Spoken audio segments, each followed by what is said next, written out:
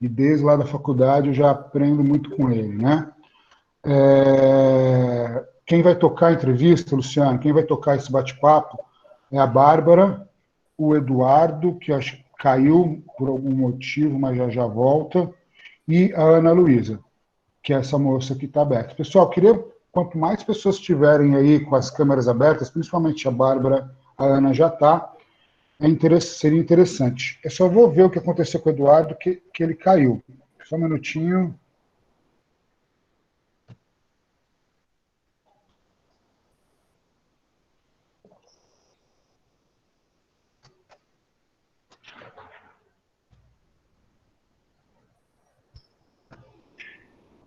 Opa. Juliana. Beleza, o Eduardo caiu, eu acho que ele vai acabar entrando ao longo do percurso. Ana, você quer começar? Você dá a introdução que o Eduardo daria, mais ou menos, e aí a Ana e a Bárbara vão tocar esse bate-papo. Massa. O problema é que o Eduardo ia começar, ele já estava todo preparado. Tenta começar, ele deve ter ido trocar de celular, alguma coisa assim. Ele tá entrando de novo. Espera só um instante, então. Tá.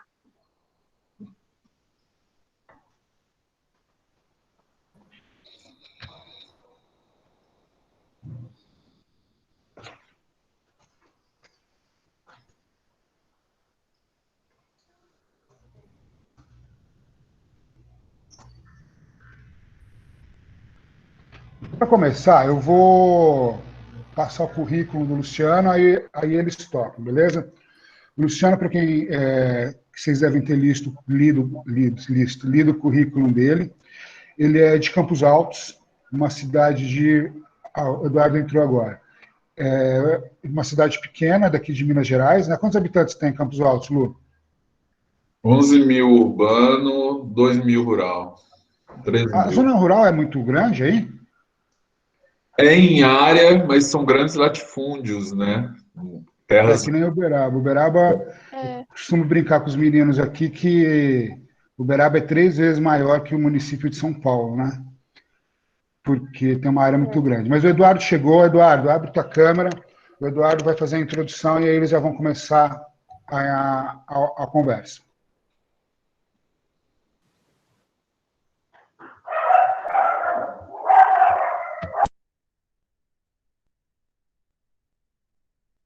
Ele caiu de novo. Então, eu vou fazer essa introdução e eu passo para a Ana. Então, eu vou passar o currículo do Luciano. Ele é de Campos Altos, que ele falou, uma cidade pequena, passou a vida estudando numa escola pública, como o João Pinheiro.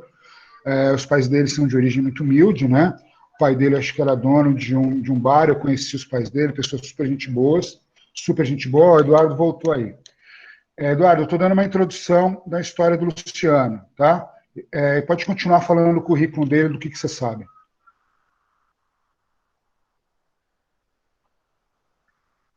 Isso, você começa, a introdução é tua. Primeiramente, eu vou falar bom dia, né? Bom dia. Eu sou o Bárbara Costa, estou junto com a Ana Luísa e a Bárbara, eu acho, se não me engano é isso. E a gente viu o seu trabalho de biólogo e geográfico, a gente mandou perguntas e vamos saber um pouco mais sobre você, um bate-papo com você. A primeira pergunta... Não, Edu, fala um pouco o currículo dele, que você lembra? Senão eu falo, para todo mundo lembrar. Não. Então vamos lá, o Lu ele fez geografia e biologia ao mesmo tempo, tá? Ele vai explicar esse processo. Claro que nem todo mundo consegue fazer 2 faculdades ao mesmo tempo. Ele fez as 2 faculdades ao mesmo tempo, trabalhando e de vez em quando saía para tomar uma cerveja ainda. Então ele conseguia fazer tudo isso após as 2 faculdades. Poliana Pegorari, nossa professora de ciências, bióloga formada pela UFO, está aqui, dando bom dia. Ao longo do período, após as 2 faculdades, o Luciano trabalhava na prefeitura de Campos Altos, na época, quando ele fazia o FMG de Educação à Distância aos finais de semana e o Fundação Araxá, né? Ciências Biológicas durante a semana, certo? Após as faculdades, ele teve uma trajetória trabalhando em parques, instituições que cuidam de parques ambientais. Ele, ao longo do percurso, ele vai explicar para a gente o que são esses parques. Após isso, ele deu uma pirada e ele conseguiu, e eu fiquei super preocupado na época, os pais dele mais ainda, ele foi para o Peru, com uma mão na frente e outra atrás, trabalhar de voluntário, sem salário, e aí ele explica melhor esse percurso. Após o Peru, ele conseguiu fazer mestrado na Espanha, recebendo bolsa, e hoje ele é funcionário da Fundação Mamirauá, no Amazonas, e ele também vai explicar esse processo para a gente. Então, pessoal, vocês podem tocar o barco aí.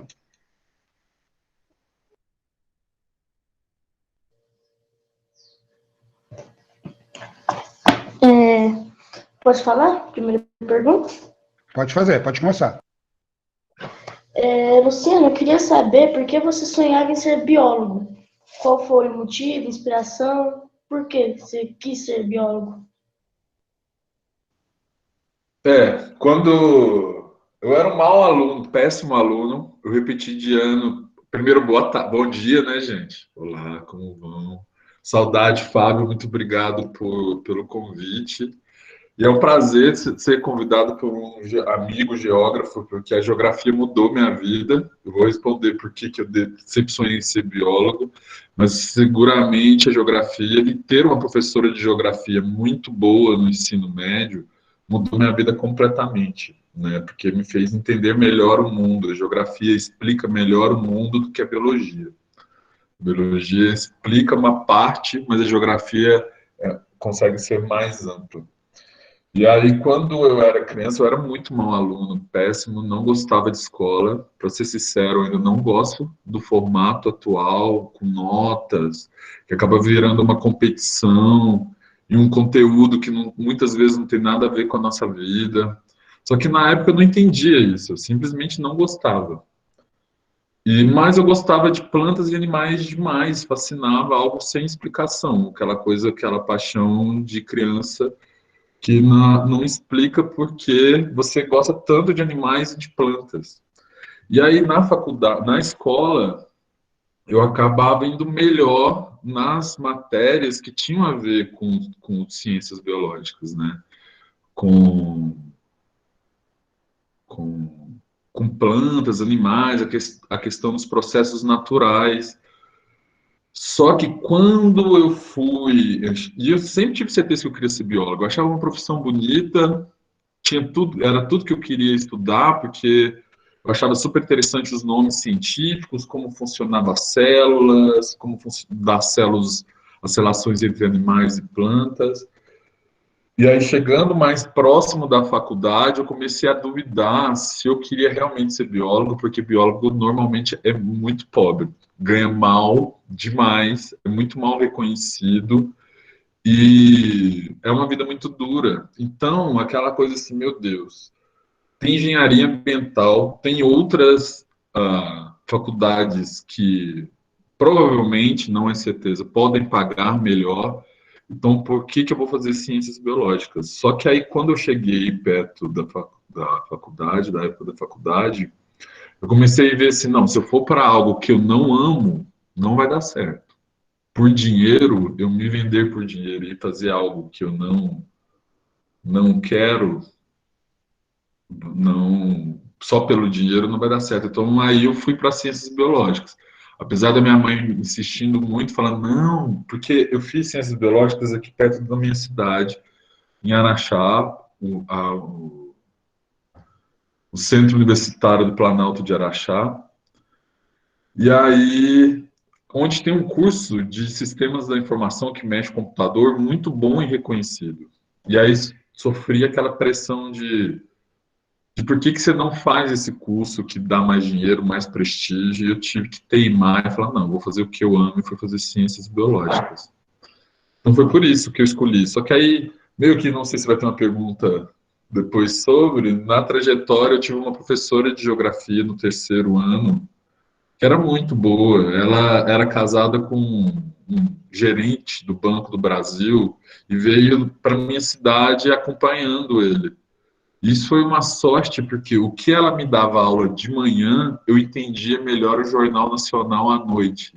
Eu falava assim, gente, o Jornal Nacional nunca fez sentido para mim, mas com essas aulas de geografia agora faz. Faz e eu estou indignado.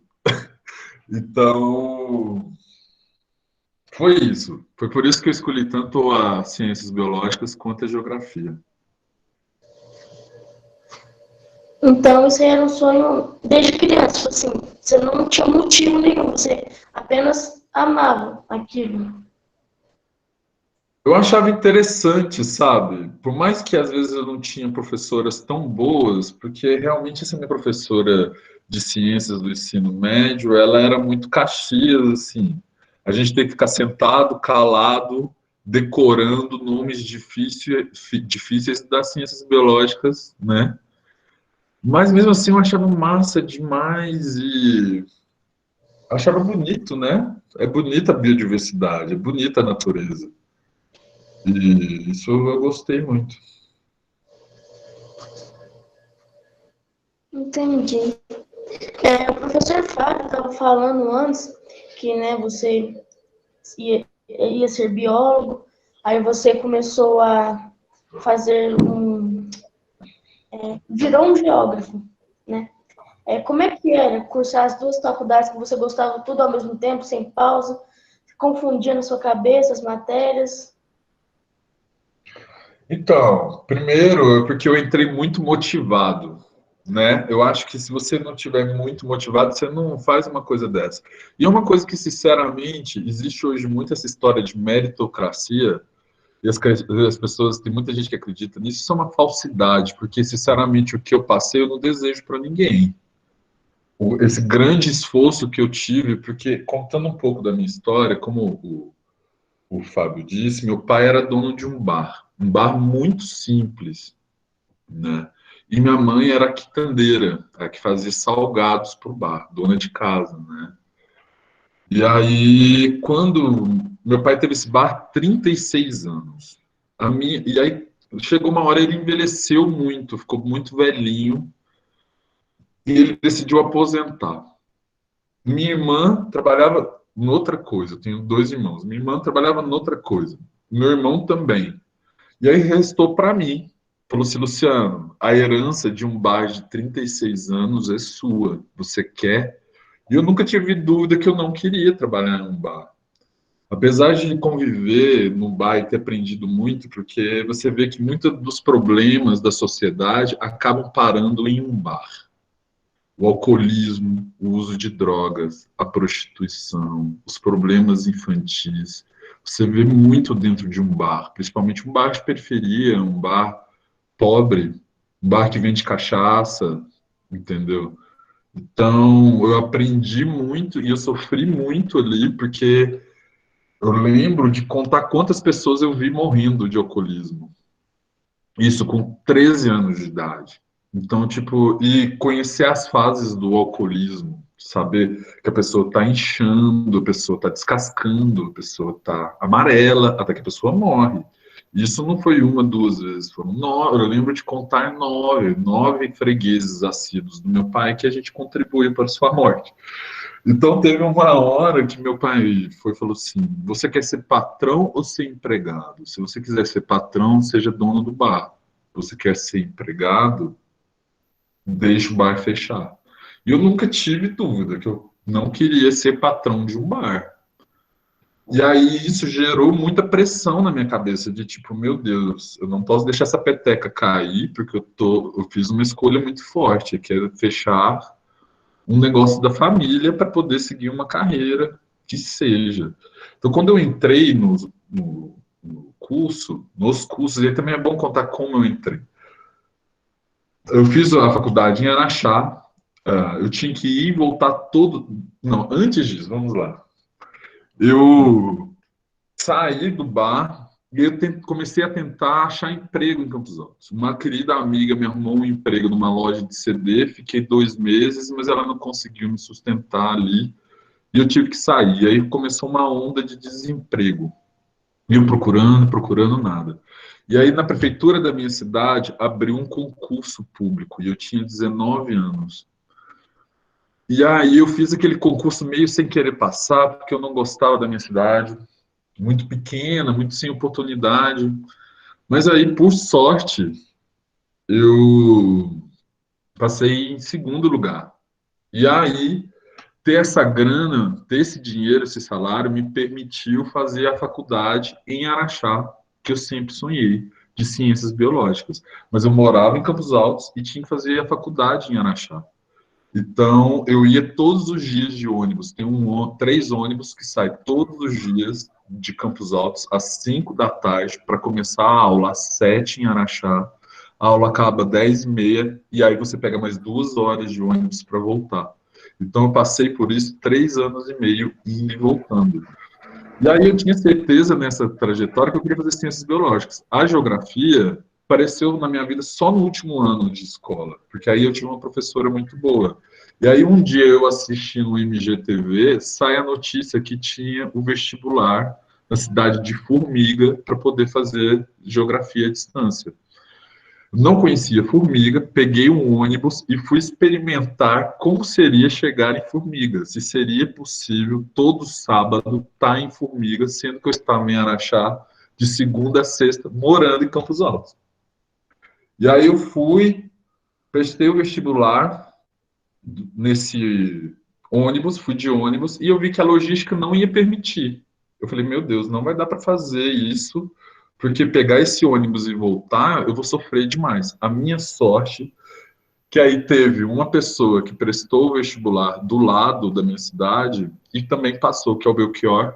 E aí o Belchior me dava carona todo dia, todo sábado para ir voltar. Se não fosse o Belchior com essa carona, eu não conseguiria fazer faculdade, porque o ônibus não permitia. O ônibus de Campos Altos. Só um detalhe: o Belchior corria e dormia no volante, com um voyaginho velho. Corria que nem um louco e dormia. Não, e eu numa. Nossa, tem várias histórias dentro dessa história, porque o Belchior, ele me disse assim, eu era muito pobre, eu estava muito sem grana, muito sem grana. E aí o Belchior falou assim, Luciano, se você me ajudar com os trabalhos, eu não te cobro a gasolina. E aí eu achei super massa, mas aí já é mais uma responsabilidade, né? Tá com o Belchior nos trabalhos. E outra, eu estava tão quebrado, mas tão quebrado, que ao longo eu vendia salgado lá em Araxá. Eu levava uma caixa de isopor e aí no intervalo eu vendia salgado para conseguir pagar, porque a faculdade me cobrava mais de 50% do meu salário.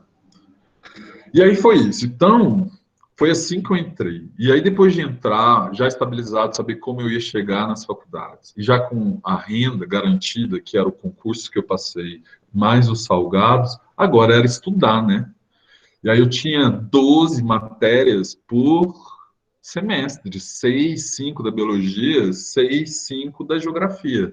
Então, o que eu fiz foi, na biologia, que era privado, que eu tinha que pagar, eu dediquei firme e nunca tirei um vermelho, sabe? Porque se eu tirasse um vermelho, eu tinha que pagar para poder refazer a prova ou refazer a matéria, e não rolava. Então, e com a geografia, eu fui fazendo as que eu dava conta. E as que eu não dava conta, eu fiz quando eu terminei as ciências biológicas. Então, ciências biológicas eu fiz em 3 anos e meio, geografia eu fiz em 7. Eu demorei 7 anos para fazer geografia. Mas por quê?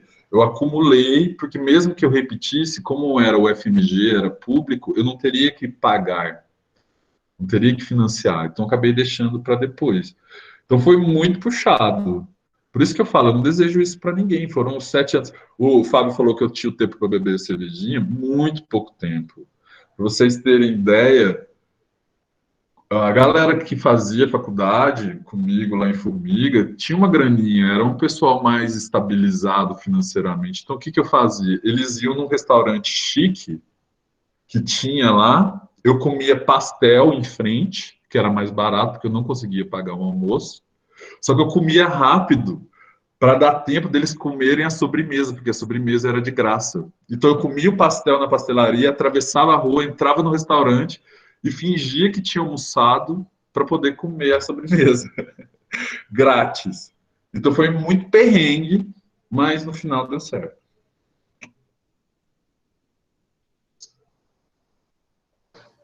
Nossa, devia ser muita pressão, né? Você tem que ir de uma cidade, praticamente, né, de uma cidade para outra, que demorando bastante, só para cursar uma faculdade, tinha que vender coisa para conseguir pagar. Devia ser uma correria, não sei, não era? Só foi possível porque eu amava o que eu fazia, as duas faculdades. Agora, por exemplo, eu sempre fui péssimo em matemática. Se eu tivesse que fazer esse esforço todo por algo que envolvesse matemática, eu não teria conseguido, porque eu teria desistido, porque eu estaria fazendo algo que eu não amo. Só foi possível fazer porque eu estava fazendo algo que eu amava. Aí vale todo o sacrifício, vale acordar de madrugada, vale passar fome. Porque aí você está ali por uma causa que é maior que você. Agora, fazer algo que você não quer, aí não rola, não.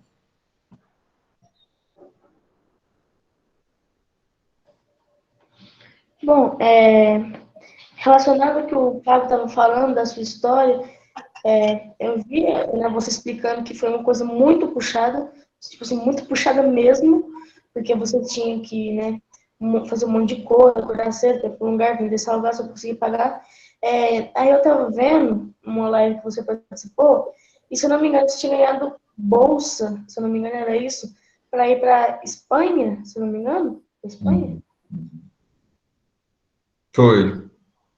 Aí eu queria saber qual foi a sensação que você sentiu no momento.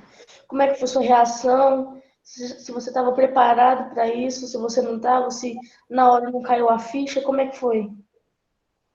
Então, dessa fase da faculdade para a Bolsa na Espanha, aconteceu muita coisa, porque, Aí um detalhe, eu acho que a Ana tem umas Exatamente. perguntas preparadas sobre essa segunda fase do trabalho. Essa daí já é uma Que eu segunda fase, combinei ele com falou eles, um até para pouquinho. quem entrou agora, eu combinei com eles o seguinte: a gente vai dividir em mais ou menos 3 blocos. Esse primeiro bloco que acabou agora, sobre essa vida do Luciano da escola pública para as universidades. Aí essa segunda fase vai ser das universidades ao mestrado, que é o final da fase. E o terceiro bloco a gente vai falar da Amazônia.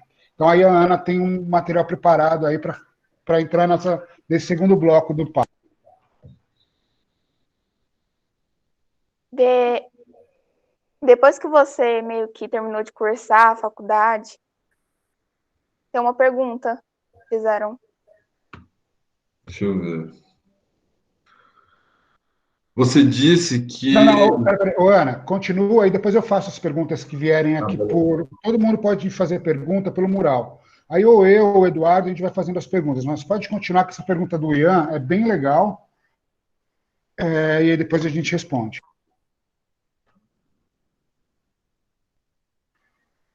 Pode continuar, Ana. Quando você terminou a faculdade, é, o professor Fábio até falou que você deu a doida e foi para o Peru, trabalhar no instituto lá, e meio que sua família ficou doida, e eu quero saber mais como é que foi esse sistema, como você saiu da faculdade e foi parar no Peru, entendeu? Então, o negócio é que quando você entra, tanto nas ciências biológicas quanto na geografia, você começa a sofrer uma pressão de ter que escolher um caminho dentro dessas duas disciplinas.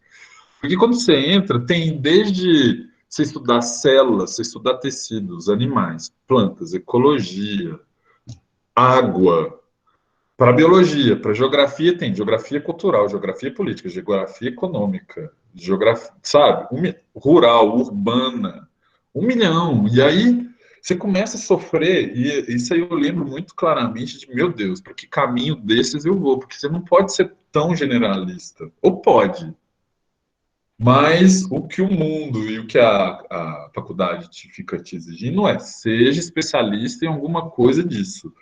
E aí eu comecei sempre assim, meu Deus, eu tenho que escolher alguma coisa, porque eu sei que eu quero ser biólogo e geógrafo, mas biólogo de quê? Geógrafo de quê? E aí, na minha cidade, Campos Altos, desde criança, eu sempre ouvi falar na tal da Mata do Seu Oswaldo Araújo. Mata do Seu Oswaldo Araújo. Só que isso aí virou meio que uma lenda, que o seu Oswaldo Araújo morreu e aparecia nessa mata, mas ninguém sabia onde ficava essa mata direito. Então eu cresci ouvindo dessa mata. E aí, quando eu fui crescendo, passei no concurso, me aproximei dos órgãos públicos da minha cidade, eu entendi que a mata do Oswaldo Araújo existia, não era uma lenda, era um jardim enorme, de 700 hectares, que é muita coisa, de um cara rico, produtor de café, aqui, porque aqui produz muito café, que morreu e seus herdeiros doaram para o governo do estado esse jardim gigante e se tornou o Parque Estadual dos Campos Altos. Falei, olha que história legal. E aí eu fui e falei assim, é aí que eu quero fazer minhas monografias, né? Quando você vai terminar a faculdade, você tem que escolher uma pesquisa e fazer uma pesquisa. E aí, para biologia, eu pesquisei aí mamíferos de médio grande porte, eu colocava aquelas câmeras escondidas, e quando o animal passa em frente, a câmera dispara e tira uma foto. Isso aí foi o que eu estudei para formar em biologia. E para formar em geografia, eu estudei o conselho. Para fazer a gestão dessa unidade de conservação, dessa reserva, você tem que ter um conselho que envolve sociedade, que tem gente da educação, gente da saúde, gente da segurança, os ambientalistas, para poder discutir qual é o futuro dessa reserva, qual é o futuro dessa unidade de conservação. E aí foi sobre isso que eu estudei. E aí, estudando esses dois, eu caiu a ficha de falar assim, é isso, eu não tenho que me especializar, eu não tenho que escolher alguma coisa, é isso, eu escolhi unidades de conservação. O que é uma unidade de conservação? Unidade de conservação é uma política pública, existe uma lei que define uma unidade de conservação, que é uma área de vegetação nativa que você cria um decreto e protege essa área para sempre. Essa área nunca mais vai poder ser outra coisa do que uma área verde protegida. Então, a gente tem como exemplo os parques, um parque nacional é uma unidade de conservação. As reservas extrativistas, lá quando a gente ouve dos seringueiros, da luta do Chico Mendes, que criou as reservas extrativistas, é uma unidade de conservação. As estações ecológicas, as reservas biológicas, as APAs, as áreas de proteção ambiental. Existe uma lei que define várias possibilidades de criar uma unidade de conservação com pessoas vivendo dentro. Hoje em dia, eu trabalho numa unidade de conservação que tem pessoas que vivem dentro dela, e essa unidade de conservação que eu falei, que é o Parque Estadual dos Campos Altos, ninguém vive dentro dela. Aí só tem animais e plantas mesmo. Tem pessoas que vivem no entorno e que têm que ser consideradas, mas dentro não tem ninguém. Então eu fui escolhi que eu queria trabalhar com unidade de conservação. E aí eu já estava com moral aí no Parque Estadual dos Campos Altos, porque eu já tinha feito pesquisas, e era um parque muito esquecido. Aí, quando eu terminei a faculdade de biologia, eu fui contratado como monitor ambiental. Pedi licença da prefeitura, que eu era concursado, e fui para o governo do estado trabalhar como monitor ambiental. Trabalhei 1 ano. Depois desse 1 ano, gostaram do meu trabalho e eu fui promovido a gestor. Eu era o chefe da área, como alguns lugares chamam. E aí eu fui por 1 ano chefe do Parque Estadual dos Campos Altos na minha cidade natal. Um dia eu estava de férias, no meu último dia de férias, eu acordei de manhã, meu chefe me liga e me fala assim, Luciano, você viu que você foi demitido? Não, por quê? Ah, teve que me mandar um bocado de gente embora para economizar dinheiro para o Estado. E você foi um. Perdi o emprego, foi péssimo, não tinha com que trabalhar, eu acabei voltando para a prefeitura. A prefeitura vai e me manda para a delegacia e eu vou trabalhar na cadeia. Numa parte administrativa, mas na cadeia. Então, às 4 horas da tarde, eu sempre senti o cheirinho de sabonete dos presidiários tomando banho. Quinta-feira eu ouvia eles jogando bola. Então, a experiência da cadeia também me ajudou muito a ser o que sou hoje, com uma sensibilidade para as questões sociais, sabe? É muito diferente você imaginar o que é uma cadeia, uma relação de polícia com o presidiário, do que você saber de perto, sentir os cheiros, os gritos, os choros, as abstinências. Isso aí te pega, ainda mais depois de uma experiência de um boteco, de bar, né? É outro fim é outro problema social, né? Então, fiquei aí 3 meses, e aí um dia eu lembro perfeitamente que tinha alguém sendo torturado, e foi uma manhã horrorosa de tortura, de gritos. E aí, na hora do almoço, me ligam falando assim: Luciano, você quer vir aqui trabalhar na Estação Ecológica de Sagarana, no noroeste de Minas? Nunca tinha ouvido falar, não sabia onde era, mas depois de uma manhã de tortura, de ouvir gritos de tortura, eu falei: claro, não quero saber onde é, mas eu quero sair Na daqui. hora. Na hora. Não quero saber, não quero saber de salário, não quero saber onde é, eu só não quero mais trabalhar em delegacia, em presídio. Aí eu fui para Sagarana, e aí Sagarana é uma vilazinha que fica no interior, que fica no segundo assentamento da reforma agrária do Brasil. É em Minas Gerais, mas é mais perto de Brasília do que Belo Horizonte. A capital deles não é Belo Horizonte, é Brasília. Qual que é a região de Minas? Fica dentro do município de Unai, não, de Arino, perto de Unai. Fica no noroeste de Minas. E aí tem uma vila de aproximadamente 100 pessoas que estão assentadas há 30 anos. E aí se criou, num bosque maravilhoso, uma floresta incrível, uma estação ecológica, que é outra unidade de conservação, muito maior do que o Parque Estadual dos Campos Altos, com um desafio muito maior, porque pega fogo muito fácil, era uma mata seca. E aí eu tive que ter um convívio e pensar essa unidade de conservação com as pessoas que viviam nessa vila, a Vila de Sagarana. E aí que foi que mudou minha vida também muito, porque eu comecei a perceber a importância das pessoas. Não dava, não, já sabia, mas de maneira mais prática, que não é possível conservar a natureza, a gente falar de natureza sem falar de gente. Gente e natureza não é diferente, é a mesma coisa.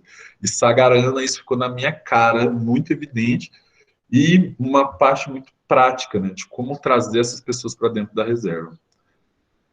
E aí foi super tenso, tinha uma ONG lá que era levada por um deputado, e eu era muito desconfiado dessa ONG, tinha muitos problemas, e essa ONG estava dentro da área que eu era responsável. Eu era responsável por essa ONG, de certa maneira, porque estava onde eu era responsável. E aí, meus primeiros meses foi de tentar adequar, fazer com que a ONG trabalhasse no caminho certo. Então, eu tive reuniões com deputados, fui para Brasília, conheci aquele mundo de Brasília muito louco, aquele outro Brasil, que é um Brasil completamente do que a gente está acostumado, que é um Brasil de luxo e de poder e de puxa-saquismo, cheio de assessores atrás, horroroso. E eu aprendi muito nisso, porque eu tive conversas muito cabulosas com o deputado, dele me falar como funcionava o Brasil, e foi uma loucura. E aí, meus primeiros meses foi de tentar convencer a ONG que ela poderia ser boa. Meus últimos meses foi de, se essa ONG não funciona direito, ela tem que sair daqui. Porque eu posso ser acusado de prevaricação. O que é prevaricação? Quando um funcionário público sabe que está acontecendo algo errado, mas não faz nada. Aceita. Isso se chama prevaricação. E eu falei assim, então vocês têm 3 meses para sair. Ou vocês se adequam, ou vocês saem. E aí o meu chefe, depois, chegando aos 3 meses, a gente viajando, ele virou para mim e falou assim, Luciano, por que você se importa tanto com a ONG? Eu falei, porque tá errado e eu não quero ser acusado de prevaricação. Ele falou assim, não, mas eu estou desconfiado de você, porque eu acho que você tem interesses na ONG, ele falou para mim. Eu falei assim, então vamos fazer o seguinte, eu te mando uma carta, só você e eu vai ficar sabendo dessa carta. E aí eu vou falar todos os problemas da ONG. E você vai assinar que você recebeu. Se um dia a polícia bater aqui, eu falo, não, meu chefe sabia, e ele que é o prevaricador. Ele que não quis fazer nada. E aí ele falou assim, dessa maneira eu não trabalho. E eu falei, nem eu. Então eu peço demissão. E aí eu pedi demissão assim na cara. depois de muito tempo tenso, foi uma das experiências mais tensas e interessantes que eu tive. Só que aí, pronto, eu estava desempregado, com muito pouco dinheiro na conta, porque pagava muito mal. E aí eu comecei a procurar, voltei para casa dos meus pais, e eu comecei a procurar emprego, procurar emprego, procurar emprego, procurar emprego, e nada, e nada, e nada. E aí eu comecei a mandar emprego, currículo para banco, para loja. E eu falei, meu Deus, tá errado, eu já estou começando a perder meu sonho. É. E aí o que eu falei? Eu preciso aprender outro idioma. Eu preciso ter mais experiência. Então o que eu vou fazer? Vou procurar um voluntariado em algum país da América Latina que o meu pouco dinheiro permita fazer. Fiz uma pesquisa, procurei por voluntariados nos países latino-americanos, e aí o Peru oferece um voluntariado excelente, que a única coisa que você tem que gastar é a passagem para chegar lá. Chegando lá, eles te dão comida, te dão roupa, te dão abrigo, te dão tudo. E aí o que eu fiz? Me inscrevi e ganhei, e fui selecionado para ser voluntariado como guarda-parque na Amazônia peruana. Uma Amazônia que a gente não tem, porque é uma Amazônia de transição entre o Amazonas e os Andes. Então é uma Amazônia alta, montanhosa, que tem urso, que é fresca, o clima é maravilhoso, com uns indígenas muito interessantes, né? E aí fui. E aí eu fui dar notícia para os meus pais. Você falou que meus pais ficaram loucos, minha mãe ficou, meu pai ficaram loucos. Que eles falaram assim, Luciano, como assim você comprou uma passagem de ida com muito pouco dinheiro para um país que você não fala nada do idioma? E aí teve uma reunião aqui em casa. Me chamaram na sala com meu irmão e falaram: e aí, você está ficando doido? Eu falei assim: gente, eu posso discutir outras coisas com vocês, mas a minha passagem já está comprada, dia tal, eu estou chegando lá. Vocês querem discutir outras coisas? Se vai ser seguro, se vai ser outras coisas, mas tentar me convencer a não ir, não é mais possível. E na época você era vegetariano e lá o rancho era carne, né? Não, eu era vegetariano, mas o que acontece? Quando você trabalha com populações tradicionais, e eu já, e lá em Sagarana eu já tinha passado por isso também.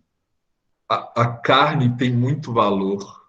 A carne, e se te oferecem carne, eu era vegetariana há anos e não, e eu amo carne. O sabor é muito bom. O problema é a história que está por trás da carne, entendeu?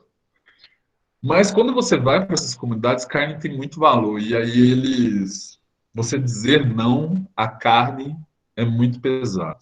Então você tem que ficar abrindo exceção, e exceção para quem gosta é muito complicado, entendeu? É como se fosse uma ofensa, assim. É como se fosse uma ofensa ou algo. Na Amazônia, gente, depois eu vou chegar lá, mas na Amazônia te oferecem macaco, entendeu? Então, Umas coisas muito não, é doidas. complicado. Mas aí fui para o Bosque de Protección Alto Mayo. Aí eu fiquei 3 meses, não falava um A de espanhol, aprendi tudo na marra, tudo no dia a dia. Fiquei 3 meses num lugar que não tinha luz, não tinha energia, não tinha telefone, com mais outros 12 guarda-parques. Poderia ter sido um inferno, mas foi maravilhoso, porque éramos todos muito irmãos e irmãs. Aprendi muitíssimo com eles, aprendi muita coisa. Fui aí, uma dessas histórias para contar, conheci uma comunidade Auarru.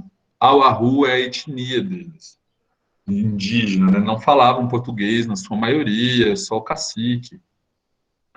E aí eles foram firmar um contrato, assinar um contrato com a administração da reserva. E aí firmou o contrato, é hora de comemorar. E aí eles tinham umas coisas de barro gigantescas assim. E aí o cacique mandou as mulheres nos servir, as mulheres da aldeia. E aí elas pegavam uma massa branca, espremia na mão e colocava tipo numa tigela. E aí dava para a gente beber. Era uma bebida feita de mandioca, alcoólica, muito alcoólica. Hum. E aí eu perguntei assim, com meu pouco espanhol, né? Eu não falava espanhol direito, imagina ao arru, né? E Nossa. eu falei, como é feito isso aqui? A única coisa que eu entendi foi assim, a Ah, boca fazendo isso. E eu falei, gente, não é o que eu estou imaginando. É mastigado. Mas aí eu fui, tomei aquilo, achei uma experiência maravilhosa. Nossa, foi uma das melhores experiências da minha vida. Mas quando eu saí, eu perguntei, gente, o que é isso? Que bebida é essa? Que massato que chamava? Que massato é esse? As mulheres da aldeia descascam a mandioca, a macaxeira, mastigam, mastigam, cospem nessas vasilhas gigantes. Fica entre 5 e 10 dias fermentando, um pouco de saliva com caldo de mandioca. E aí depois, quanto mais tempo, mais alcoólico eles espremem na mão e te dão aqui. Massa, experiências, né? Experiências maravilhosas. Maravilhosa. E aí depois fiquei 3 meses nessa, depois eu queria ficar mais 3 meses no Peru, e aí me arrumaram um emprego voluntariado na Reserva Nacional Sistema de Ilhas, Ilhotes e Pontas Baneiras. Ao longo, diferente do Brasil, a costa, porque aqui no Brasil a gente tem a Mata Atlântica, nossa costa, o nosso litoral é verde. O litoral deles é o deserto mais seco do mundo. Litoral do Pacífico, Pouca né? diferença. Litoral do Pacífico. E aí, chegando lá, conhecer o Pacífico, trabalhar numa reserva marinha. Eu que sou de Minas Gerais, que não tem mar, que eu não sei nadar. Nossa. E foi uma experiência incrível, a comida, a cultura peruana. E eu me apaixonei. Nossa, as duas reservas foram incríveis, mas a marinha foi demais. E aí, nessa época, eu pensei assim, eu preciso me justificar e não dar uma de doido, mochileiro, hippie. Eu preciso me justificar profissionalmente. Então, o que eu fiz? A inscrição para a Bolsa na Espanha. Já Uhum. tinha ficado sabendo que existia uma bolsa na minha área na Espanha. E aí eu fui e fiz. Só que você precisava falar espanhol, eu precisava ter mais experiência. E me inscrevi, só que o processo de seleção demorou 8 meses. E é uma ansiedade horrorosa, porque você não sabe o que você vai fazer ano que vem. Você não sabe se você vai ganhar a bolsa, se você vai para a Espanha, ou se você não vai ganhar e você vai ter que procurar emprego. Então, quando eu estava nessa reserva marinha, eu fiz a entrevista para a bolsa. E aí eu já fiquei meio esperançoso, assim. Eu acho que a mulher que me entrevistou tinha gostado de mim. Mas sem Tinha ido com certeza. sua cara. Mas sem certeza, porque só tem certeza quando sair o resultado. Aí chegou os 6 meses, meu visto venceu no Peru. E na época, foi em 2015, as passagens aéreas não são como hoje, era muito barato. Era muito mais barato, era muito mais possível. Hoje em dia está muito impossível, sabe? E Uhum. aí eu fui, voltei para o Brasil, ainda com o resto. E aí, mais essa aventura. Meu dinheiro estava acabando. Eu precisava começar a gerar dinheiro para continuar viajando. E aí eu fui comprei chocolates orgânicos no Peru para poder vender aqui no Brasil e continuar minha viagem voluntariando aqui no Brasil. Quando eu fui passar no aeroporto, eles fizeram o exame para saber se não era tráfico, se não era cocaína. Tiveram que abrir minha mala, tirar amostras dos chocolates para garantir que não era. Aquela situação de Polícia Federal no outro país. Mas tudo limpo, tudo beleza. Vim para o Brasil, mas não voltei para casa. Eu fui para o sul, fui para o Paraná. E aí uma querida amiga me recepcionou lá, me alimentou. E aí eu fui fazer o Boticário, a marca de perfume, eles investem muito em meio ambiente. E eles têm uma reserva no Paraná, que tem uma cachoeira maravilhosa, que é a Salto Morato. E aí eu fiquei 1 mês na Salto Morato, fazendo voluntariado, quando eu recebi a notícia que sim, ganhei a Bolsa da Espanha. E aí é uma felicidade enorme, porque a Espanha é outro continente, outra cultura. Euros, eu nunca pagaria do meu bolso. Nunca conseguiria pagar do meu bolso. Nada, porque é muito caro, né? Aí participei do Congresso Brasileiro de Unidade de Conservação da minha área, aproveitando que eu estava no Pará. E essa minha querida amiga me pagou a passagem para eu voltar para casa, eu já não tinha mais dinheiro. Eu levei 2 calças nessa viagem, uma rasgou no caminho. Porque com uma calça eu era muito pobre, gente. Muito pobre. Vendendo chocolate para poder almoçar, para poder jantar, para poder. Enquanto eu estava no Brasil, né? Voltei aqui para casa e fiquei aqui esperando a passagem chegar para eu chegar na Espanha. Eu acho que era até aí que eu tinha que chegar, né? Não, pode continuar.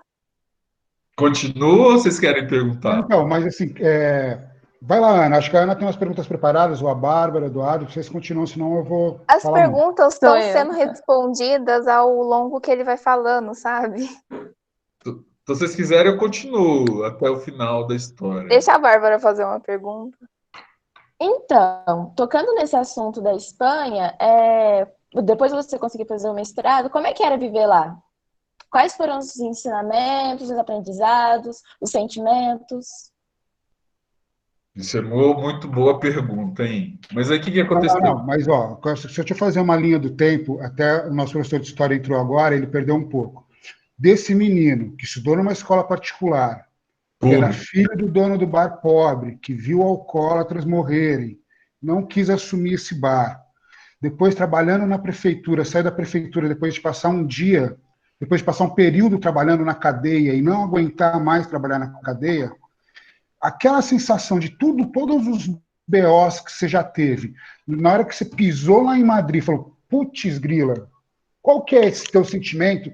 Porque é isso que é importante a gente pensar, gente, nós somos crias da escola pública, vocês são crias da escola pública, o Luciano é uma cria da escola pública, e chegou lá, pisou em Madrid, veio de uma cidadezinha de 10 mil habitantes, qual que foi seu sentimento, cara? Primeiro, quando eu cheguei lá, eu cheguei ainda sem dinheiro.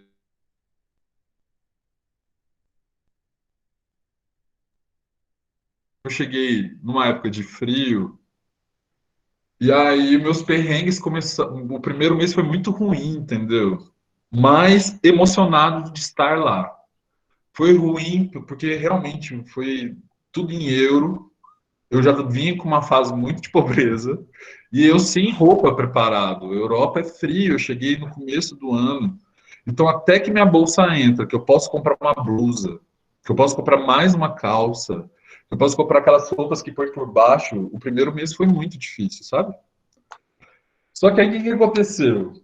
Depois do primeiro mês, maravilha, maravilha, porque outra cultura, a bolsa era boa, então eu conseguia tanto estudar quanto viver, sabe? Ir para as festas e tal. Conseguia se divertir. Consegui me divertir demais, e eu vou falar sobre isso também, mas o que aconteceu? O sentimento que a Bárbara perguntou. Eu sentia tudo muito artificial. Eu sentia que aquilo era irreal, porque o conforto da Espanha é só da Espanha. Aqui na América Latina, a gente nunca, mas não tem o conforto que eles têm, sabe? É um conforto indignante. Como vocês estão tão bem e a gente na América Latina não está? E é perigoso, porque isso te chama, entendeu? Isso te Atenção. acomoda. É. Então, mas foi legal. E aí, o que aconteceu? Eu me envolvi, tinha dois jovens da minha sala que eram do movimento punk. E aí eu conheci também o lado crítica disso.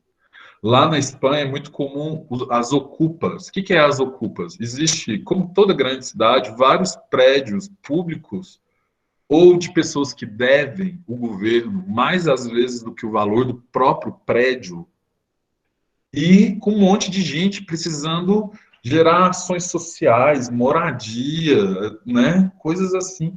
Então, esses meus amigos punks, eles eram do movimento que ocupou um dos prédios do maior cemitério com muros da Europa. Porque os sem muros estão tudo lá na Polônia, criados pelos nazistas matando judeus. Mas com muros fechadinhos, tá na Espanha.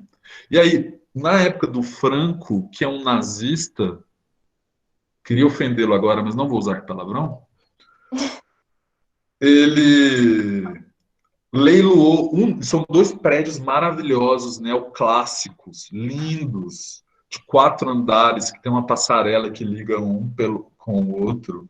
E ele foi e leiloou um por um valor que não valia nada, por pura corrupção, e o outro foi ocupado pela comunidade. E aí eu comecei, que era uma ocupa que se chamava La Dragona, e que durante as semanas tinha ações sociais promovidas pela própria comunidade de maneira horizontal, não tinha um líder, não tinha um coordenador. Por quê? Porque se a polícia batesse na porta e falasse quem é o líder, ele era preso.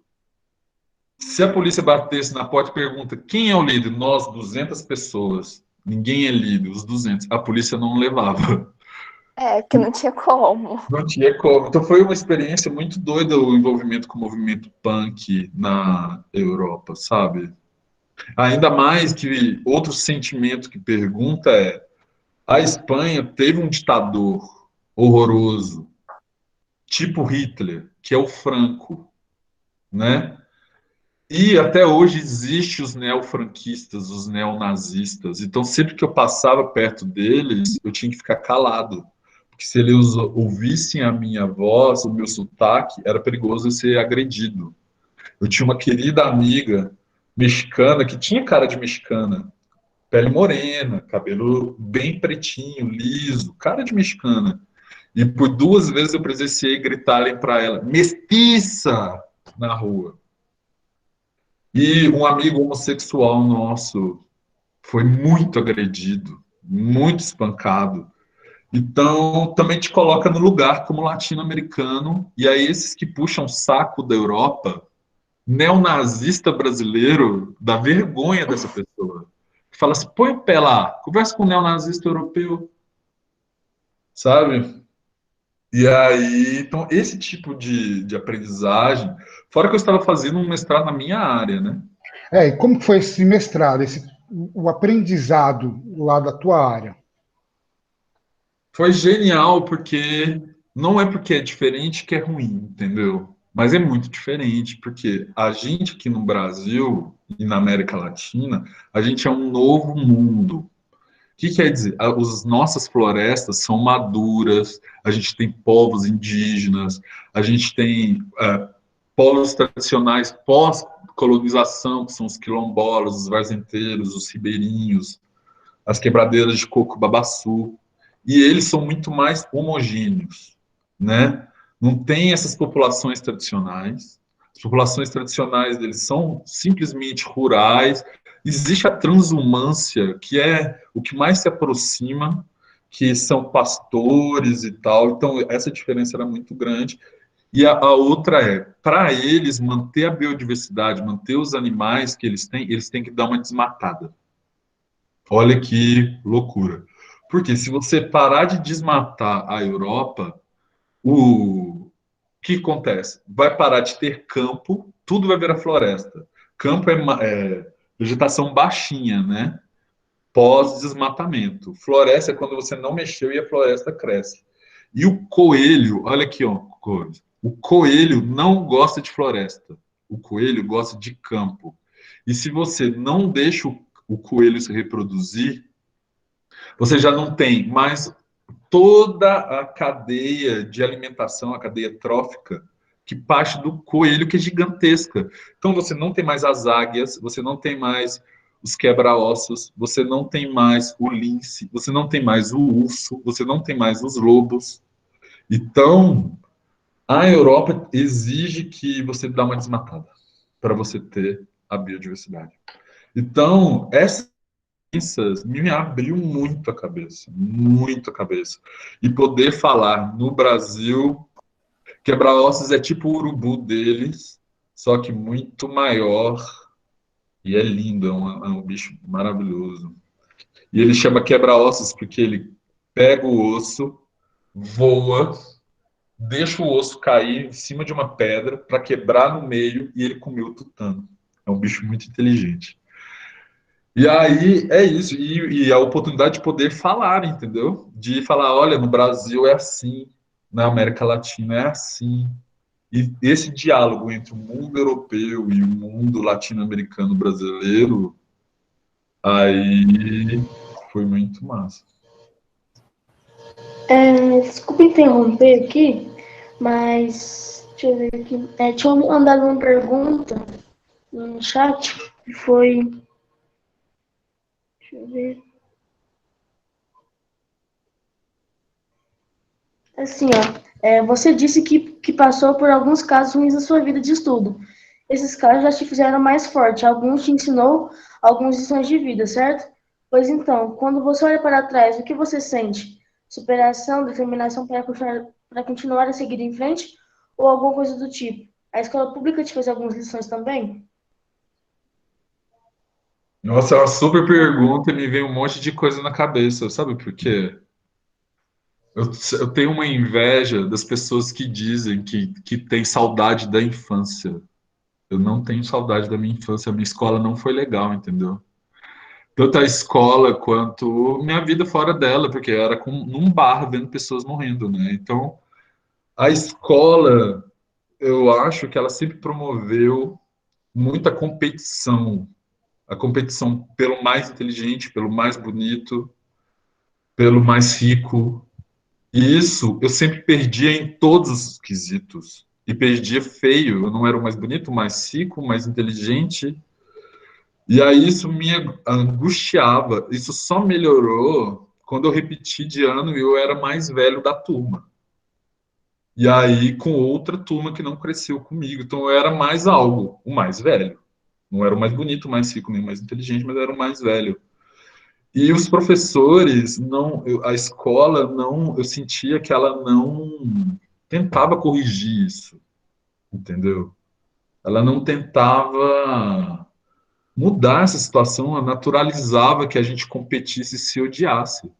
Eu, sinceramente, da minha sala que cresceu comigo do jardim de infância até o primeiro ano do ensino médio, que eu repeti de ano, eu não tenho contato com ninguém da minha sala, com exceções muito poucas, duas pessoas. Porque realmente o sentimento que a escola gerou foi horroroso, entendeu? Então, tipo assim, hoje em dia eu leio.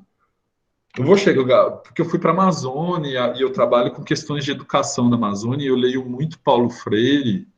E eu acho que se a gente tivesse a educação mais dialógica, mais colaborativa, e não estudar para passar no vestibular, só isso, eu teria sido uma criança mais feliz, sabe?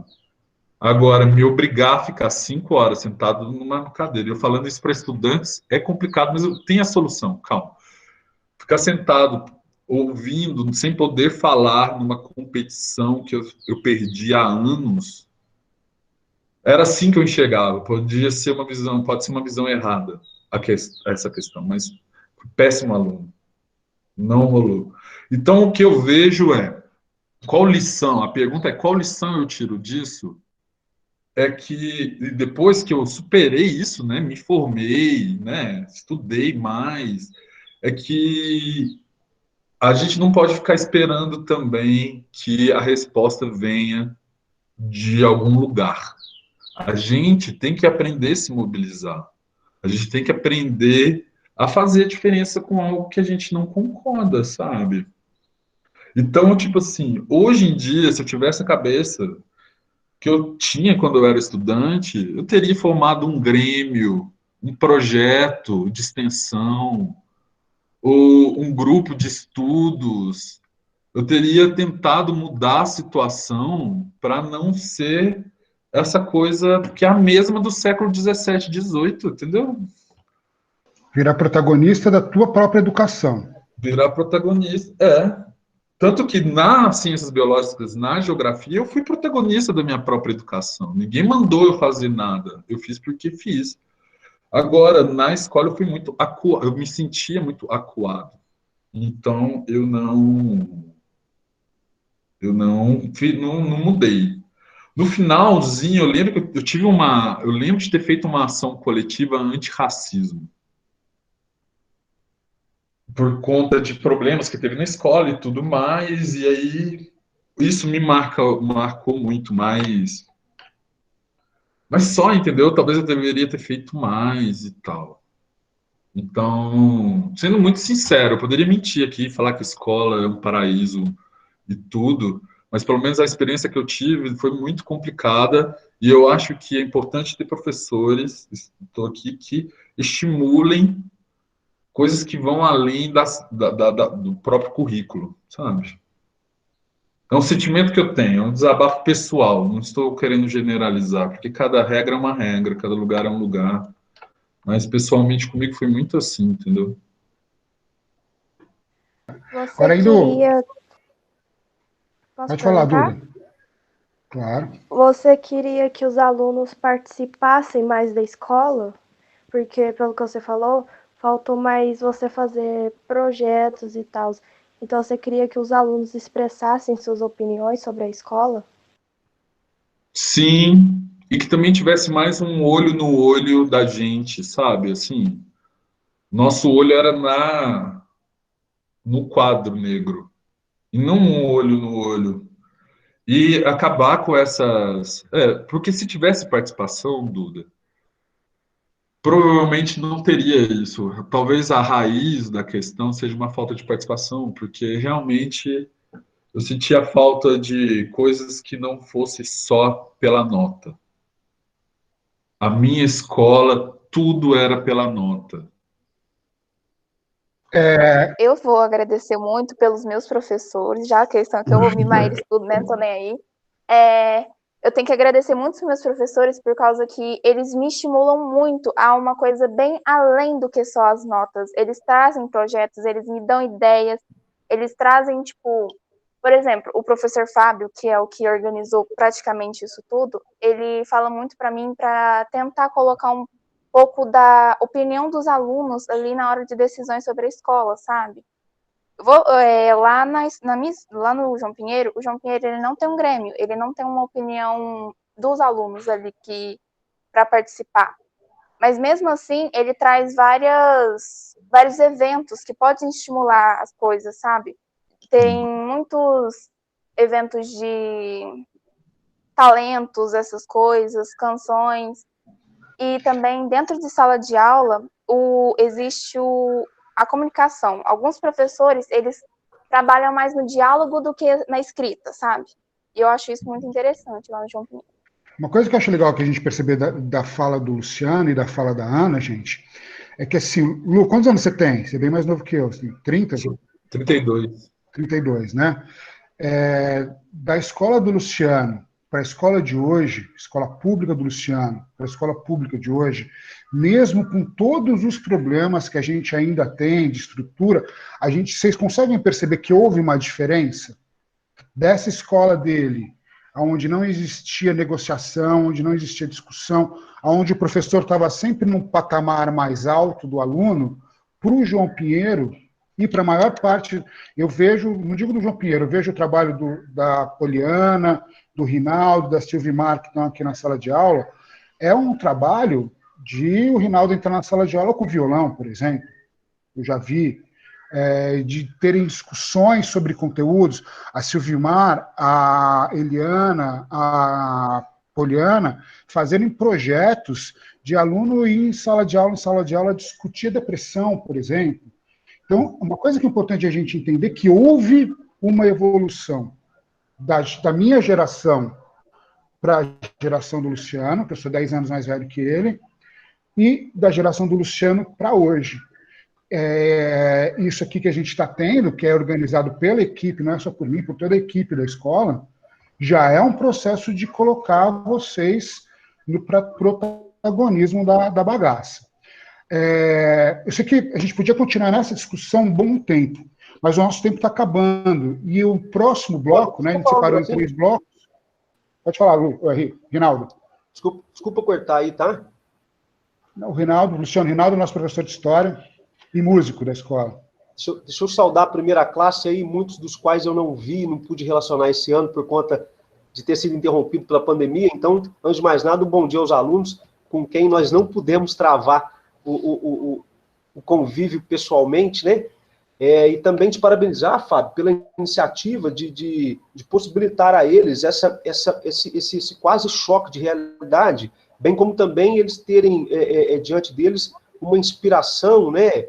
Alguém que na prática saiu para além dos muros da escola e para além da demarcação física da cidade para ganhar outros ares e com isso também ganhar experiência de vida. Ao Luciano que está aí conosco, eu não o conheci, seja bem-vindo, Luciano. Eu sou o Rinaldo, professor de História, viu? Eu queria fazer só 2 pontuações, na verdade, porque soou estranho para eles a questão, quando você falou do franquismo, você falou do Franco. Turma, é um conteúdo que vai vir para vocês no 9º ano, ok? Que vai abordar ali os governos totalitários na Europa, nascidos em 1930 e que duraram até 45, final da Segunda Guerra Mundial. Vocês vão ver isso aí, esse tal desse Franco, esse personagem tão marcante para a história política da Europa, vocês vão conhecê-lo, bem como a Hitler, a Mussolini e outros, né? Só essa consideração. A outra consideração, e esta vem de encontro com o conteúdo do 8º ano, é quando o Luciano diz do contraste político, social, econômico da Europa, lá onde ele estava em Madrid, na Espanha, e da América Latina. Há que se considerar, 8º ano, que esse contraste, ou seja, essa distorção de realidade material, se deve à colonização. A América Latina é resultado da colonização aqui imposta pelos europeus, especialmente, em se tratando de América Latina, os portugueses e os espanhóis.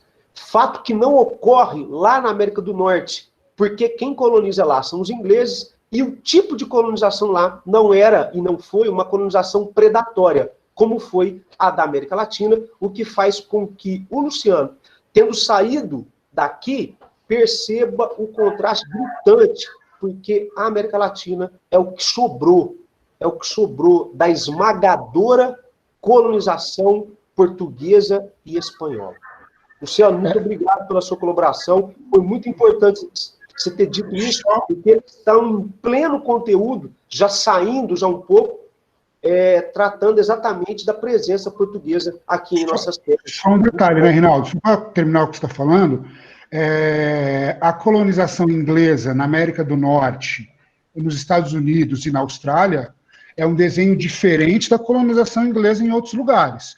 A colonização inglesa na África do Sul, nos países do continente africano, ela é muito similar com a colonização que nós tivemos na colonização civilizatória. Então, tem muita gente que fala, se o Brasil tivesse sido colonizado pela Inglaterra, seria melhor. Não é bem por aí também, não, né, gente? Não, até porque, conforme diz Boris Fausto, não é o colonizador que determina, mas o tipo de colonização que ele emprega. Exatamente. Isso aí. Só mais uma outra colocação que eu acabei de lembrar e que me tocou muito na fala do Luciano, quando ele lá, do ponto que eu peguei, claro, quando ele falou do sentimento de desistência, né, de falar, pô, acho que eu vou largar a mão disso, não sei se eu vou ter dinheiro, se amanhã eu vou comer, né, Luciano? Aí bateu em você aquele receio, né?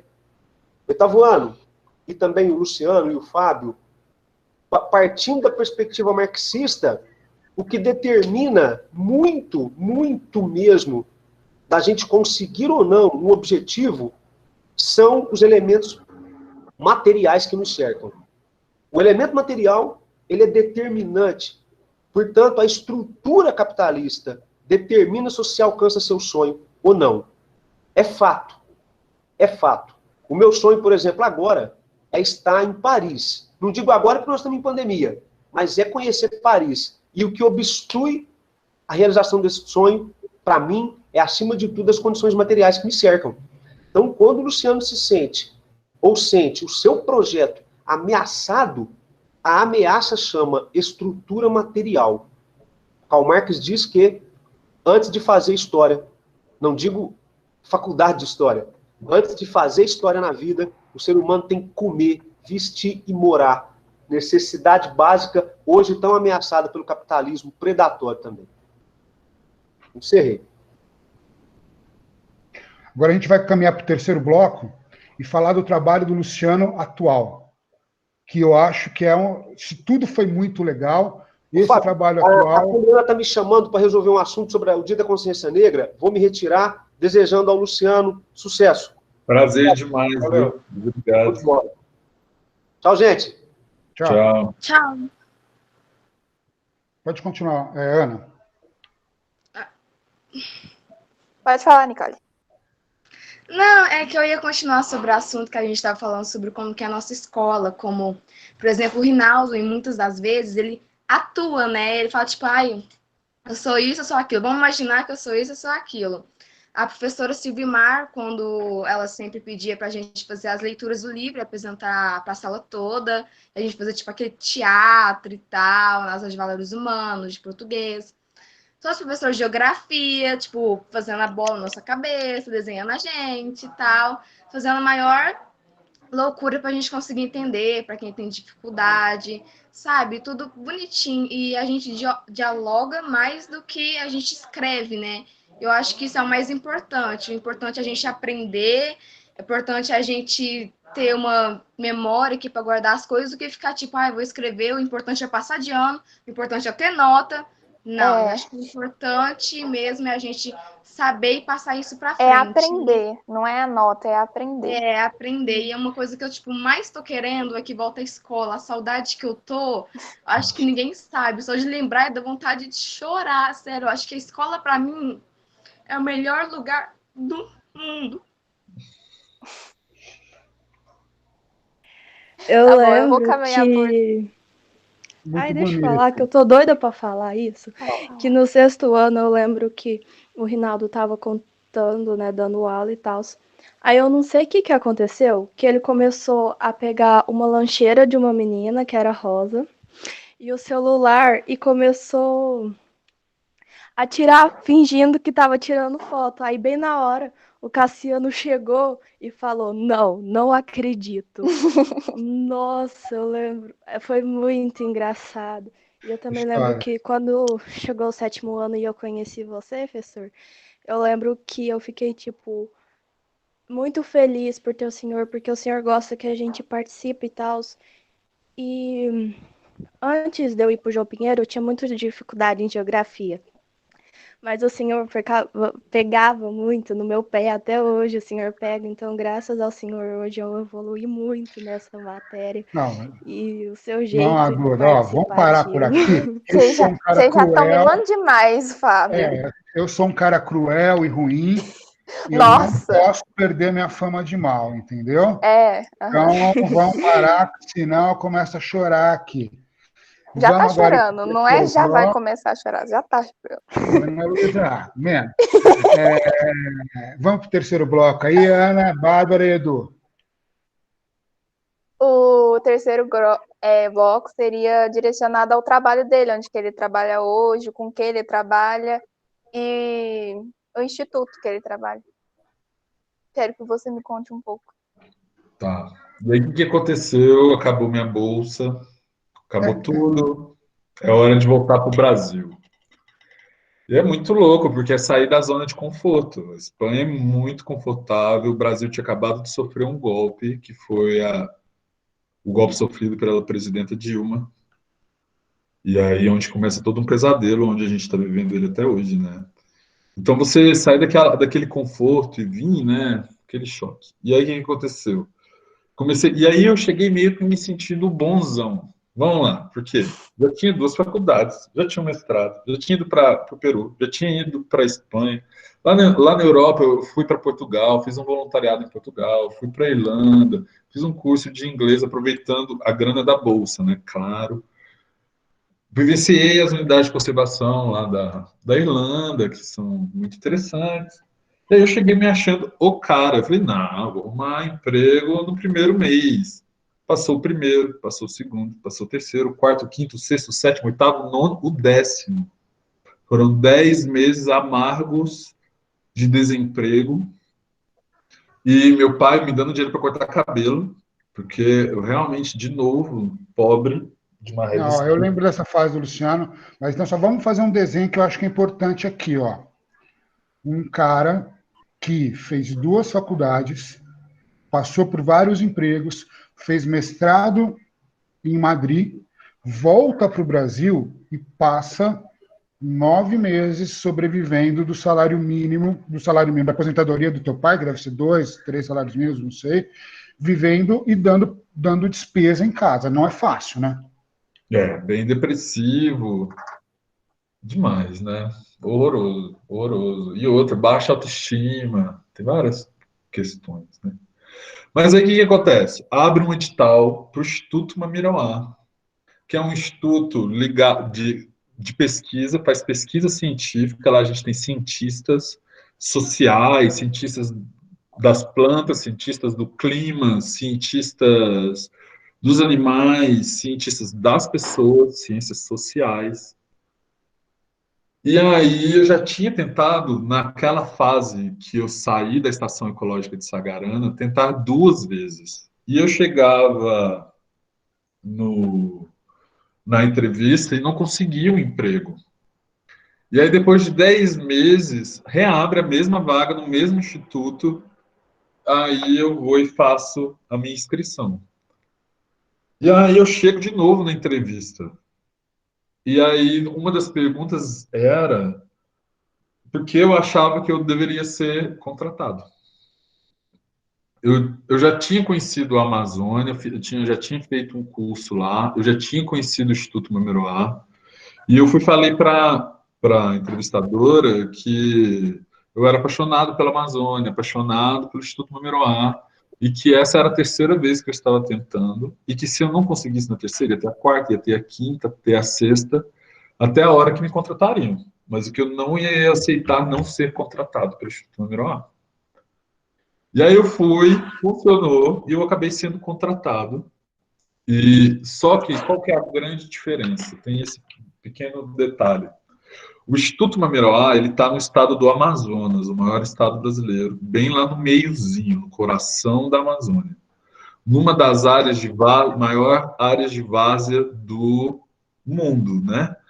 Que na época de seca, para a época de cheia, são 12 metros de água que sobe. Ou seja, quem mora nesse lugar ou tem que ter uma casa de palafita, que é essas casas elevadas, e aí chega um ponto que tem que entrar pela janela, porque a água entrou todinha dentro da casa, ou umas casas que eles usam lá que flutuam. Então o rio vai subindo, a casa vai subindo. E a sede desse instituto é em Tefé, que é uma cidade mais ou menos grande, tem 2 universidades, tem um exército.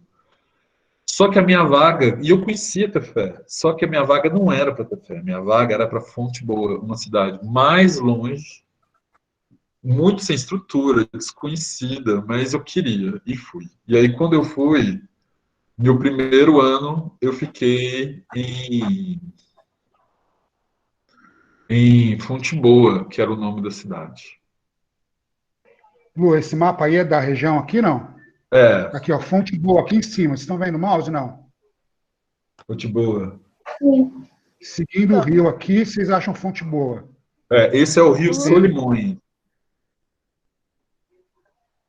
Esse é o Rio Solimões. Acabando a área vermelha, aqui tem um rio do lado, né? Subindo. E Fonte Boa está aqui em cima. Esse é onde está em azulzinho, é Fonte Boa. E aí eu fiquei 1 ano, e que experiência mais doida. Porque nessa cidade só havia 3 pessoas do Instituto Mamirauá. O Instituto Mamirauá, em Tefé, tem 250. Então, eu e mais 2 pessoas nessa cidadezinha. Uma cidade, e aí, um convívio. E aí, o que aconteceu? Aí eu comecei a trabalhar com populações indígenas em comunidades tradicionais ribeirinhas e conhecer o cotidiano deles. E o meu trabalho é um trabalho assim de ouvir o que está acontecendo e gerar uma discussão de possíveis soluções. A gente não tem a solução, mas a gente acredita que é discutindo e conversando que a gente chega lá. E eu ganho para isso. Eu tenho uma sorte porque eu ganho para conversar. O meu trabalho é sentar em roda, falar, e aí, o que está acontecendo na comunidade? O que está acontecendo aqui na aldeia? E aí eles começaram a falar, problema de alcoolismo, fome. Uma vez eu estava numa aldeia, e aí eu vi uma criança assim, Aí eu falei, gente, mas será que essa criança está grávida? Foi a primeira coisa que eu pensei. Eu falei, meu Deus, ela tem 10 anos e está com uma barriga gigante. Depois caiu a ficha assim, não, isso é verme, é barriga d'água. Então, doenças do século XVI, XVII ainda persistem numa Amazônia profunda, sabe? E o problema da política, o problema da violência com os traficantes, porque como é o Rio Solimões, se vocês seguirem a linha verde, vocês vão ver que lá na pontinha, perto do cinza, onde tem duas marcações cinzas, um é o Peru e a outra é a Colômbia. Aí produz cocaína e maconha e desce o rio em barcos escondidos até Manaus, aonde o negócio é distribuído. Então, essa área é uma área de tráfico muito forte e é uma área de pirataria. O que os piratas querem? Ao contrário diferentemente do Pará, lá no Pará os piratas pegam a gente mesmo, que é civil, que é pessoas que estão viajando. Nessa região, os piratas querem os traficantes, não quer a gente. Não quer nem ter problema com a gente, porque se mata um de nós, a mídia vai cair em cima, né?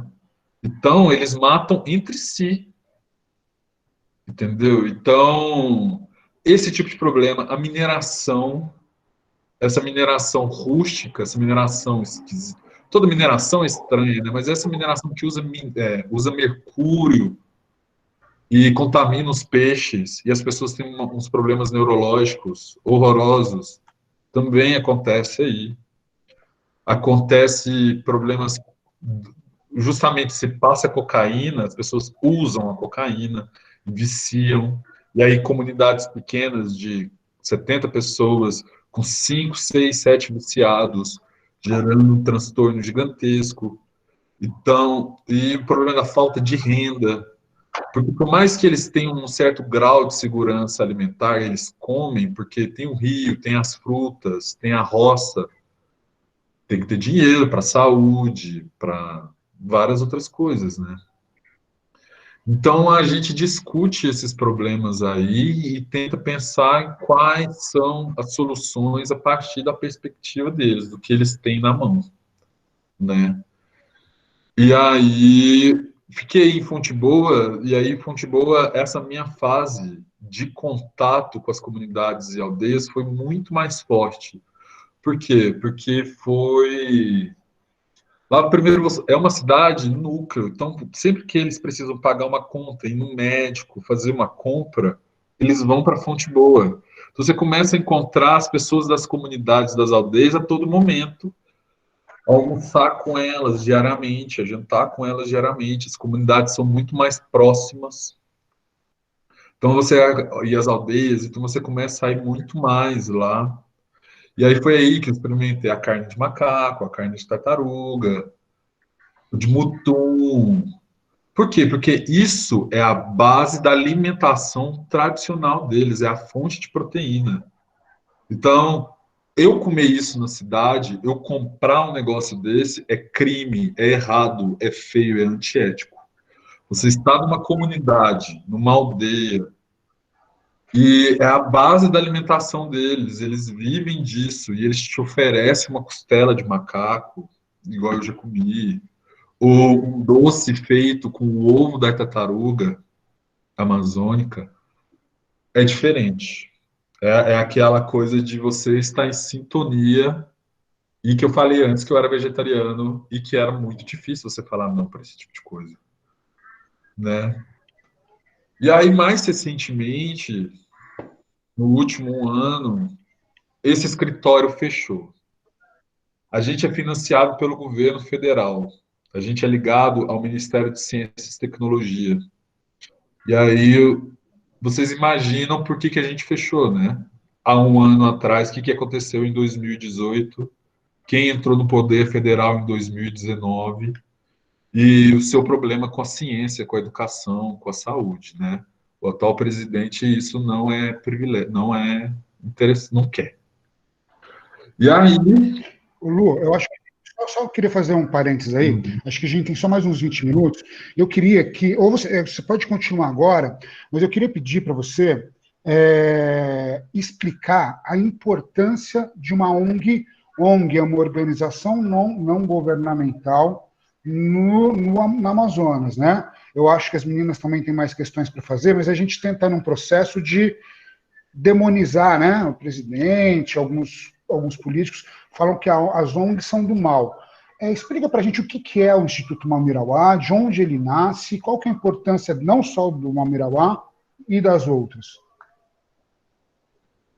Então, o que é uma ONG? A ONG é uma sociedade civil, eu, você, Fábio, Duda, Carla, Eduardo, Poliana, todas essas pessoas que, de repente, têm a ideia de se juntar e formar uma organização que tem uma finalidade pública, que tem uma finalidade que não é ganhar dinheiro. Ninguém ali está para ganhar dinheiro. Até porque, se tivesse interessado, não estava ali, porque, sinceramente, a gente ganha mal. Eu acho que a gente ganha mal, demais. Eu, pelo menos, para poder vir visitar meus pais em Minas Gerais 2 vezes por ano, é um custo, eu tenho que financiar a passagem.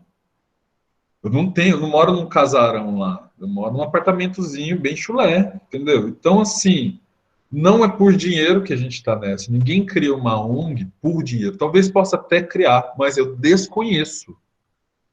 O atual governo e esses atuais discursos falam assim, as ONGs da Amazônia. E aí a minha pergunta é, qual ONG? Qual ONG? Tem que pôr nome aos bois, senão eu vou falar todo político é corrupto.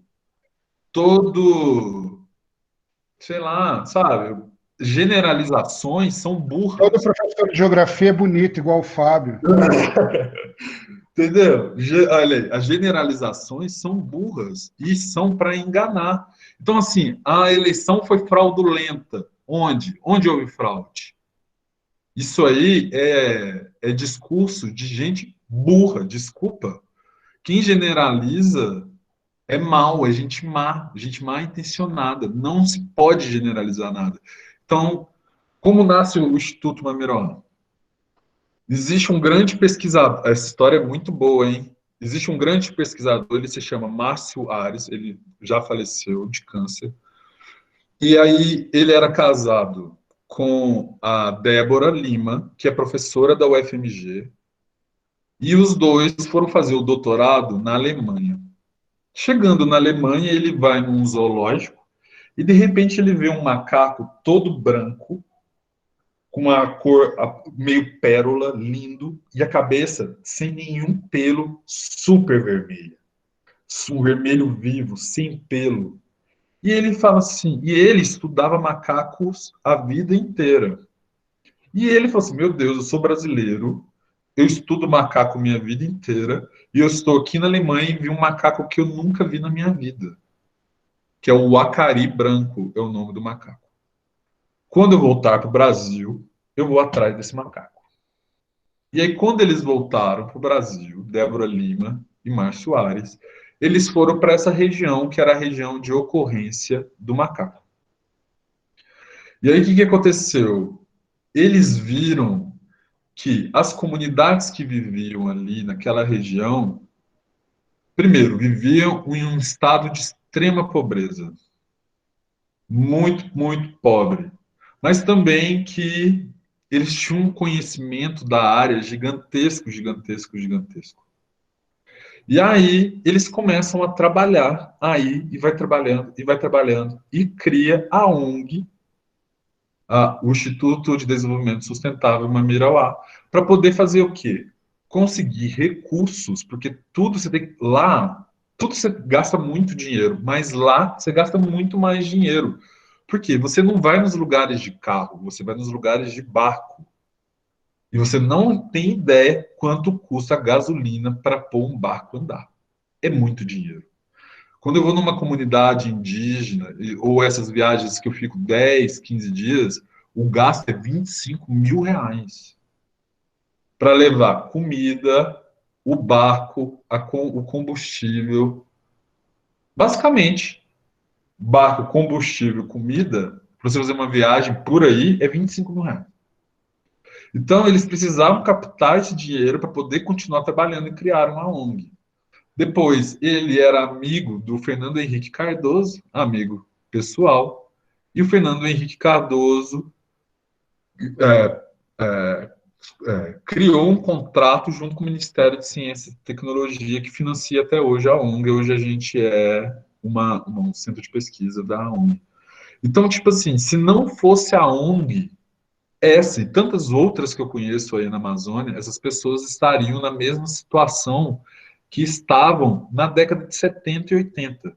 Se hoje a mortandade infantil diminuiu muito, porque bebê recém-nascido morria muitíssimo por falta de estrutura. Se a educação melhorou um pouco, se beber água melhorou um pouco, porque afinal de contas você está bebendo água do rio, é sua fonte. Agora você tem uma tecnologia para pegar água da chuva. Foi graças a essas ONGs. Porque, em termos de política pública, Estado, o que era na década de 80 ainda é hoje. Não tem política pública, a educação é horrorosa, as escolas estão num estado de calamidade, postos de saúde, as pessoas morrem com doenças que aqui em Minas Gerais a gente nunca imagina que alguém vai morrer de verminose. Quem aqui já viu um menino, uma criança com uma barriga d'água gigantesca? Então, se a coisa melhorou lá um pouco, foi graças a essas ONGs, porque não foi o poder público. O poder público fez muito pouco ao longo dos tempos. Então, eu só recomendo, se vocês ouvirem uma crítica a algo generalizado, duvidem. A gente tem que ter críticas pontuais. Essa ONG faz isso, esse político faz isso. As ONGs, os políticos, isso é injustiça.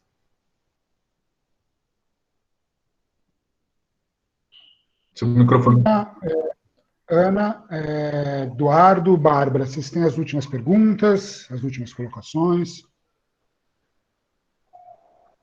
Professor, eu tenho mais uma pergunta só. Pode fazer. Peraí, rapidinho.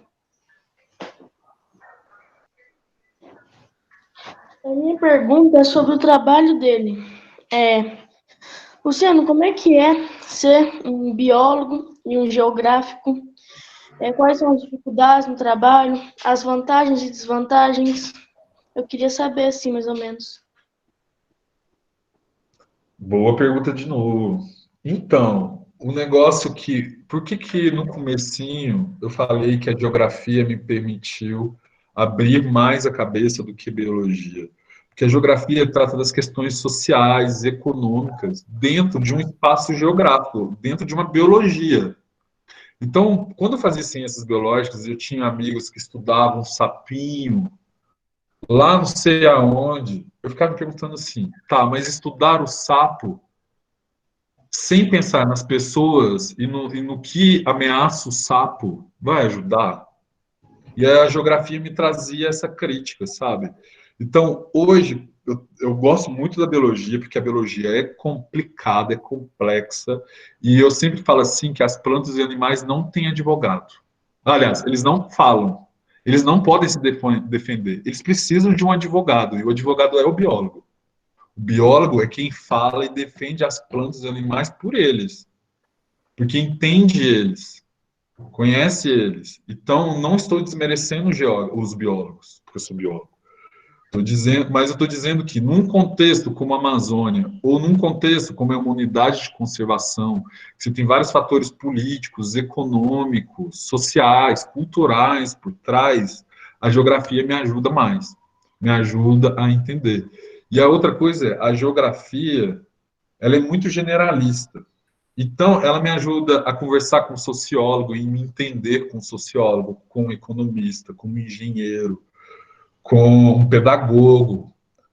Então, ser geógrafo me ajuda a entender melhor o que esses outros profissionais pensam e ter uma conversa mais balanceada. Se complementam total, a geografia e a biologia se complementam muitíssimo. Ana, Eduardo, Bárbara, vamos encerrar porque já deu 11h26, 2 horas de quase. Foi uma live e tanto. Oi. Vocês têm mais alguma questão? Não, até que não. Tô falando. Que você queria falar. Não, eu quero falar assim que essa live foi uma live de várias emoções. Teve pessoas que choraram nessa live, né? Diretamente do professor Fábio.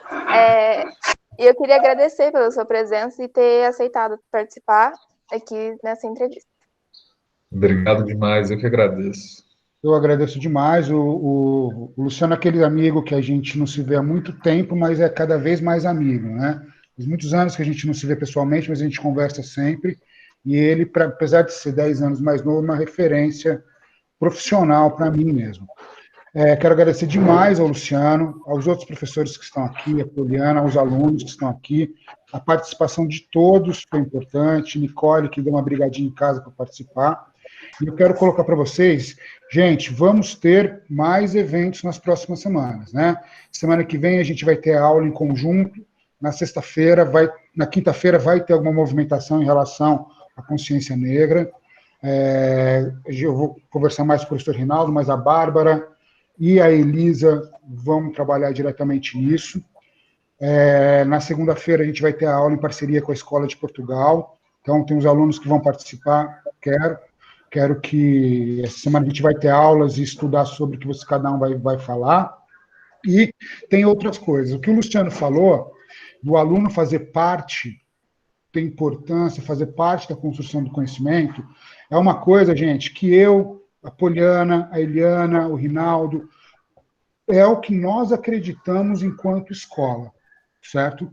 Só que também ninguém joga ping-pong sozinho, né? A gente precisa de algum retorno para as coisas irem adiante. No mais, eu quero mandar um beijão para o Luciano, meu irmão, agradecer a todos os alunos, até os que me fizeram chorar, agradecer a Poliana, Eliana, Rinaldo, que estão aqui, e só para falar que eu não costumo chorar, que eu sou um cara muito, muito mal mesmo, assim, sou uma pessoa ruim. Você é muito fodão, Não, né? nunca acontece isso. Eu chorei em sala de aula, né? Nossa senhora, só esse ano, que nem teve aula direito 2 vezes. Nunca chorou, gente. Nunca chorou. Mas, Isso. Obrigado também, viu? Posso agradecer? Pode, claro. Posso agradecer? Pode. Essa Eu Poliana é queria nossa agradecer. professora de ciências. Oi? Falando para ele, a Poliana é nossa professora de ciências, Lu. Isso, eu sou bióloga também. E foi muito boa a sua fala, assim, é bom para o crescimento dos meninos e da gente também, porque cada um tem uma história, né, e eu aprendo muito com a história das pessoas. E eu fiquei extremamente feliz com a postura dos meninos, eu achei uma gracinha, eu fico louca com os meninos desse. Muito obrigada, meninos, pelo empenho de vocês. A gente sabe que esse é um momento que não é muito fácil para todo mundo, né? Essa história de ficar longe não é bom, não, porque a gente gosta de olhar no olho, de conversar, né? Mas eu sou muito grata pelo empenho de vocês e pelo trabalho do Fábio também, que está sempre buscando envolver a gente e saiba que, assim, pode sempre contar comigo, viu? E, meninos, Obrigado. Um beijo. Eu tô com muita saudade, muita mesmo. E, Nicole, você tá muito fofinha. Eu te amo. Valeu, Lu. Beijo, gente. Muito obrigado. Obrigado demais, gente. Foi um prazeraço. Tchau. É sempre bom conversar. Valeu, um abraço. Se provavelmente, o ano que vem, lá de dentro da escola, a gente faz de novo, e você lá na Amazônia, no campo, mostrando pra gente. Pode deixar. Exatamente. Pode deixar. Valeu, gente. Muito obrigado. Valeu. Beijo. Obrigado demais. Tchau. Tchau. Tchau. Tchau.